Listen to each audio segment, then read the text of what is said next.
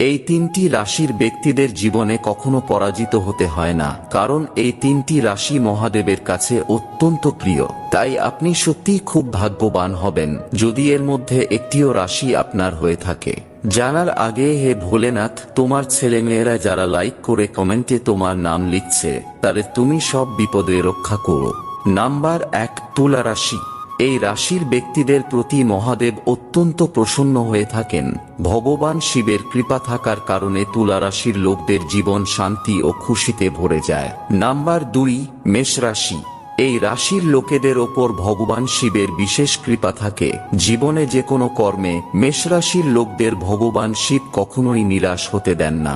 Number 3, মহাদেবের প্রিয় রাশিগুলির মধ্যে অত্যন্ত প্রিয় রাশি হল কুম্ভ রাশি।